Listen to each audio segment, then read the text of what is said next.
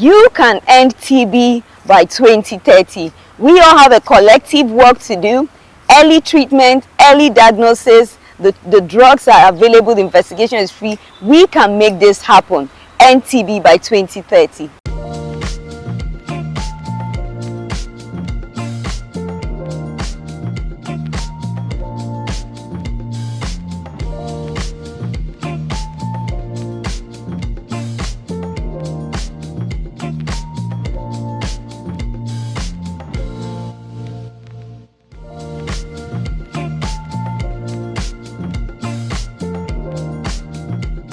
Tuberculosis is an infectious disease. In fact, it's one of the highly publicized infectious disease because of the public health importance it creates, and it's transmitted through airborne spread of nuclear droplets. Like, it's called the airborne spread of droplets, and these droplets are like, when people cough, they are like small particles that people produce. And tuberculosis can be spread through human through human transmission or through animal or bovine transmission. Now, the human transmission is when human beings are in contact with infected persons who produce this sputum of the airborne droplets. And this sputum of the airborne droplets can be produced either by coughing, by sneezing, by laughing, by even singing. So just like when somebody coughs, there's a release of air, an outburst of air, but it's in very tiny form. That's why they are called droplet nucleus. Now, the animal spread can be received, or it can be transmitted through intake of infected animals as well, especially products from cattle. That's why it's called bovine spread, bovine TB. And probably by taking infected milk that was unpasteurized, or eating infected meat of cattle that were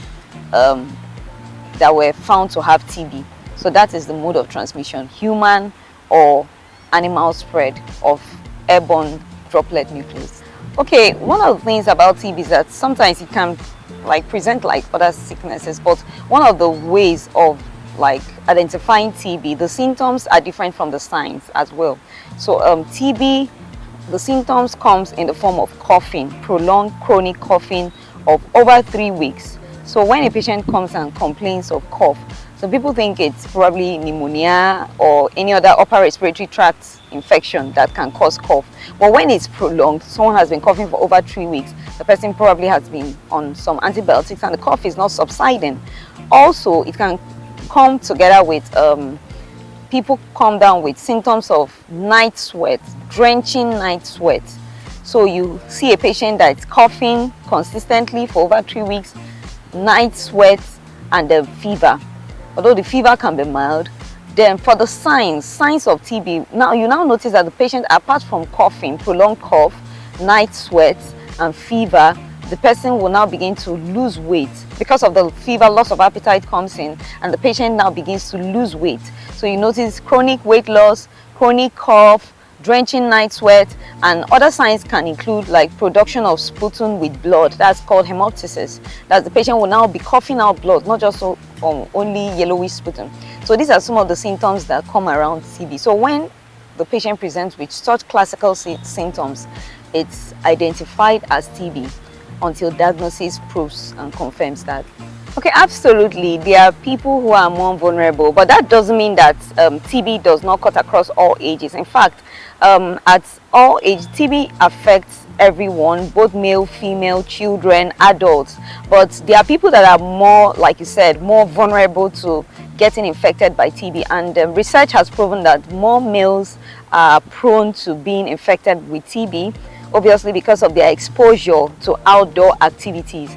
And then also children can have TB as well, but more of male. Then also we look at people that work in contact with infected patients, like health workers. Health workers come in contact with patients because it's an infectious disease and it's transmitted through by just coughing and all that. So health workers who are not protected, people that work with animals that are infected, let's say butchers or even veterinary, people that work with cattle in the animal husbandry occupations. So such people are more prone to also getting TB. Now there are a category of people that will say people that live with in the lower socioeconomic class. Let me say people that live in an overcrowded environment. You can imagine staying in a room where there are like 20 people sleeping in that room, or 10 people sleeping in that room, no ventilation, maybe 2 or 3 people are coughing. The probability of getting infected. So people that come from a low socioeconomic class where they live in overcrowded environment, nutritional status is poor, and probably their level of education is also poor. So these are people that are predisposed to being infected with TB. Okay, I wouldn't say that they share similar symptoms. Actually, there's a sort of, will I call it a sisterhood or a brotherhood that occurs with TB and HIV. It's been found, and a lot of, in fact, it's been now known that once a patient has HIV, the patient is predisposed to having TB. Why does this occur? Now, TB is called an opportunistic infection. What is an opportunistic infection? An opportunistic infection is an infection that has the capacity to affect an individual whose immune system is weakened. Now, when HIV patients are diagnosed, one of the things that happens to them is that their immune system is they have a very weak and poor immune system. So that's why it's called the human deficiency, acquired immunodeficiency syndrome. So HIV patients, they are like an opportunistic person for the TB infection to affect. So the TB and HIV go together in the sense that HIV, it's an opportunistic opportunity for the TB to affect the individuals. So HIV patients are affected with TB, but they don't have the same symptoms, because weight loss in HIV is not always the same with weight loss. They don't have the same symptoms. Actually, the symptoms of TB are different, and actually the same thing with HIV. But TB, a patient with HIV, if the patient is not managed well, if the patient does not take the prophylactic treatment, because there are drugs that protect the patient from contacting that infection because of the weakened immune system. If the patient does not take those drugs, that patient will come down with TB eventually. Okay, I would say absolutely, because TB is a sickness, that is a disease that, as people keep on ongoing, things are evolving and more things are being discovered as regards this infection. So there's actually ongoing research, and one of the things I know in Nigeria, we have efforts there's ongoing a survey that is ongoing, where they want to do they want to have a national program, a national survey, where they can identify the number of cases in TB, number of cases diagnosed with TB, people that have TB in Nigeria. And that is something that they are planning to, a program that is being prepared for. Then another effort I will say is that there's something called the B-Stream, which is the bedaquiline short treatment program that is, they are actually working on reducing, because that's for MDR TB. There's the multi-drug resistant TB. The multi-drug resistant TB is also another form of TB that was discovered as well, where the patient is even resistant to the drugs that the patient should have been taking for. And so there's an improvement. Instead of giving patients injections, which is their mode of treatment, medications that are given through injections, the research has been improved on. They now take oral. It's easier to take oral to avoid the complications that come with injections. So even the number of orals medications they take is still much. So there are more efforts, more improvements being made as regards reducing the number of oral medications.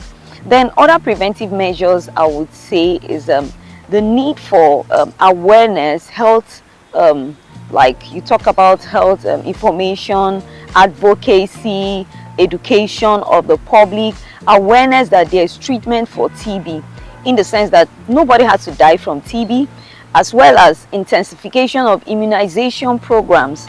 Like children are ensured, everybody has to be aware that there's BCG for TB and all the other immunizations that children.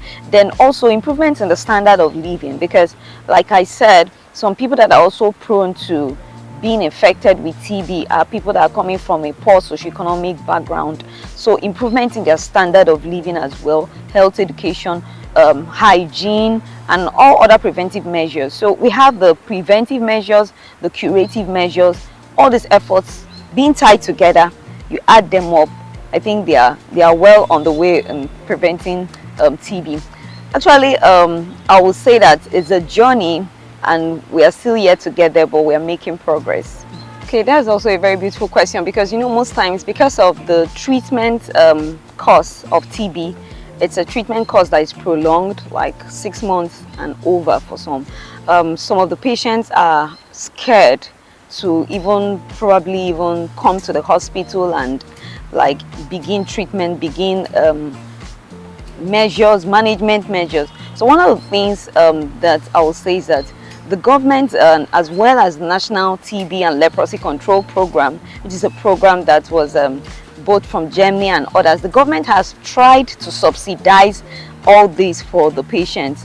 Now, TB tests are free, as well as the medications.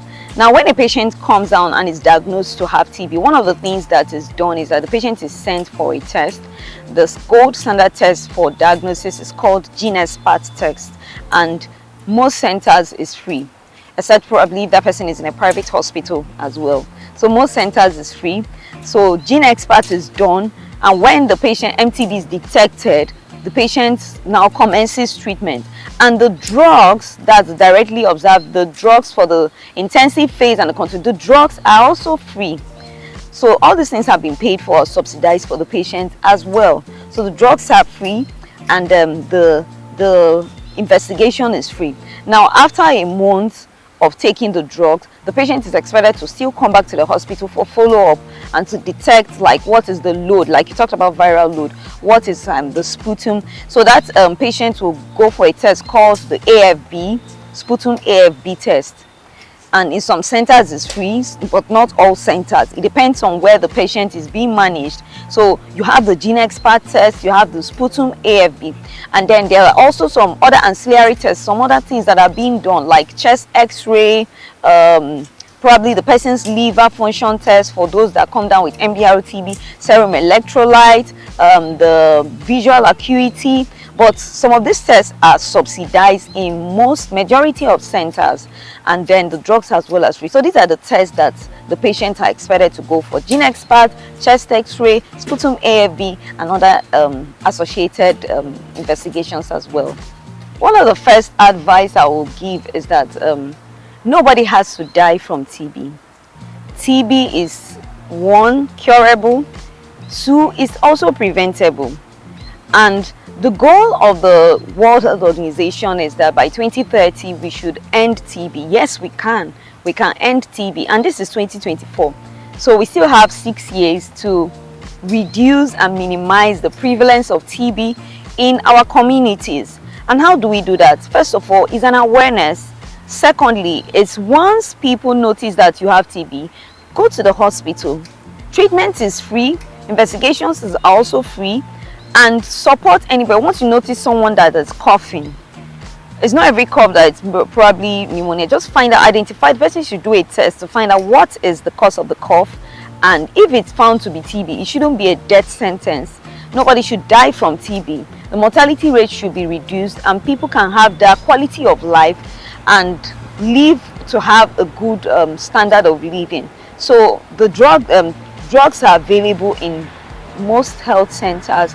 Treatment is free, and investigations are also free, so people should receive. And then I also want to encourage people that have been diagnosed, for those who are now being diagnosed or they are being treated for TB, because like there's the preventive measure and then there's the curative aspect of this. For the preventive measure, try to make sure that you work on your standard of living. Don't stay in an overcrowded environment. Nutrition wise, you're careful with what you eat, the meat you eat, the milk, and as well as every other thing. You notice someone is coughing, that's why they said make sure that the environment is well ventilated as well. Then for the curative measure, if someone has been diagnosed of TB, you should have a support system, someone that is supporting you to make sure that you go through the course. Because one of the factors that affects most people that come down with even MDR-TB is people start treatment, once they notice that they stopped coughing, they don't go through the long shock. Let me like like you're supposed to take these drugs for 6 months, and after 3 months they are done, and they say, oh, I'm no longer coughing, and you find out that probably a year later the same patients come down now with MDR-TB, which is worse off, because now they are resistant to the drugs that they are supposed to be taking. So I will say that nobody should die from TB. They should make sure that they engage in seeking help. Go to the hospital, go to the health centers, go to the medical centers where you know you can receive treatment for TB. And I believe by God's grace we can end TB and minimize the complications that come down with TB and families that are affected with TB. So there's diagnosis for TB, and the general public, we all have a collective effort. It's not just the work of the doctors, it's not just the work of probably the health care workers. It's also the work of everyone in the community to identify someone that has TB, seek help, and go for treatment. Thank you very much.